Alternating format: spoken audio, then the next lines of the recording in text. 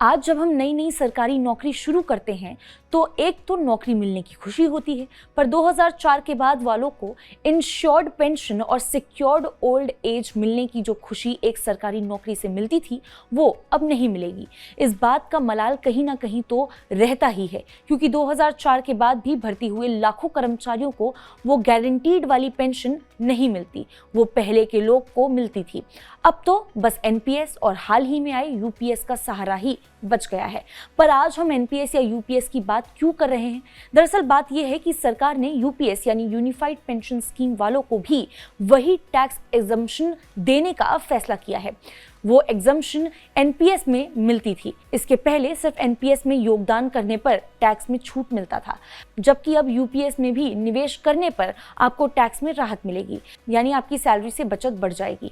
जानकारों की माने तो ये फैसला इसलिए भी जरूरी है क्योंकि इससे पहले जो भी कर्मचारी यूपीएस को चुनते थे उन्हें एनपीएस वाले सारे बेनिफिट्स मिले, इसलिए भी ये जानकारी जरूरी है। और एक आम कर्मचारी का कोई नुकसान ना हो ये भी देखना जरूरी है।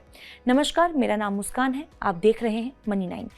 तो आइए सबसे पहले आज की इस रिपोर्ट में समझते हैं कि यूपीएस आखिर क्या है, इसमें क्या नया है और क्यों ये स्कीम देश के लाखों सरकारी कर्मचारियों के लिए एक तरह से गेम चेंजर साबित हो सकती है। ये 2025 की बात है, जब केंद्र सरकार ने सोचा कि 2008 में आए एनपीएस के साथ साथ एक नया विकल्प लाया जाए, वो ज्यादा सुरक्षित और सर्टेन हो। इस सोच के साथ सरकार ने यूपीएस नाम की एक नई स्कीम की शुरुआत की। दरअसल यूपीएस एक तरह से एनपीएस का ही अपग्रेडेड वर्जन है। बस यूपीएस की सबसे बड़ी यूनिक सेलिंग पॉइंट यानी सबसे बड़ी बात एश्योर्ड पेंशन का एक एलिमेंट है। इसके अलावा यूपीएस की इस स्कीम में एम्प्लॉय को अपनी सैलरी का 10% हिस्सा ही जमा करना होगा और बाकी सरकार इसमें 18.5% तक योगदान करेगी, यानी सरकार की तरफ से एनपीएस से ज्यादा मदद मिलेगी और इसमें एक एश्योर्ड पेंशन मिलने की बात भी हो रही है। अब बात थोड़ी एनपीएस की भी कर लेते हैं। एनपीएस के अंदर कर्मचारियों को अपनी सैलरी का 10% खुद जमा करना होता है और सरकार भी इसमें 14% का हिस्सा जमा करती है। ये पैसा फिर एक फंड में जाता है और फिर उसे मार्केट में इन्वेस्ट किया जाता है और ये सब करने की जिम्मेदारी पीएफआरडीए यानी pension fund regulatory and development authority की होती है। रिटायरमेंट के समय उस जमा पैसे में से कुछ पैसा एक साथ मिल जाता है और बाकी के हर महीने पेंशन में बनती रहती है।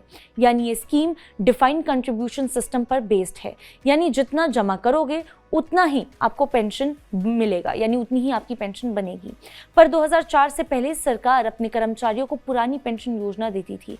उस स्कीम में रिटायरमेंट के बाद हर कर्मचारी को एक तय और गारंटीड पेंशन मिलती थी, वो भी बिना किसी कंट्रीब्यूशन के। जो भी सैलरी थी उसके हिसाब से रिटायरमेंट के बाद जीवन भर हर महीने पेंशन मिलती रहती थी। लेकिन फिर 2004 में वाजपेयी सरकार ने ये स्कीम बंद कर दी। खैर, अब सरकार एक एश्योर्ड पेंशन स्कीम को ज्यादा प्रमोट कर रही है, जो 1 अप्रैल 2025 से शुरू हो गई है।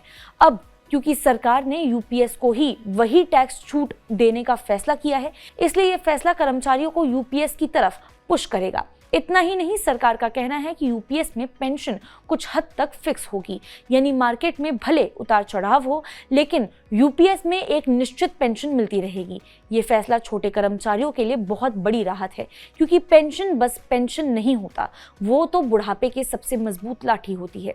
इस स्कीम में वही पुरानी पेंशन स्कीम वाली बात आ जाती है, जहां रिटायरमेंट के बाद आप आराम से घर बैठकर हर महीने अपने बैंक में पेंशन के क्रेडिट होने का मैसेज देख सकें। आज के लिए बस इतना ही। ऐसी ही और खबरों के लिए देखते रहिए मनी 9। मनी 9 लाया है मेंबरशिप प्रोग्राम मनी 9 प्राइम। अब आपके दिमाग में कई सारे सवाल होंगे, मसलन आखिर क्या है ये मनी 9 प्राइम, आपके लिए यानी दर्शकों के लिए इसके क्या फायदे हैं, और एक बड़ा सवाल ये कि मनी 9 प्राइम से आखिर जुड़ना कैसे है। तो इसकी पूरी जानकारी हम आपको देने जा रहे हैं। मनी 9 प्राइम में 3 प्लान होंगे, इकोनॉमी, स्टैंडर्ड और वीआईपी। तो फटाफट ज्वाइन कीजिए यूट्यूब पर मनी 9 प्राइम। ज्वाइन करने के लिए मनी 9 के यूट्यूब पेज पर जाइए, होम पेज पर मिलेगा ज्वाइन बटन, इसे क्लिक करें, अपनी पसंद का प्लान चुनें और बस हो गया, अब आप रहेंगे सबसे आगे।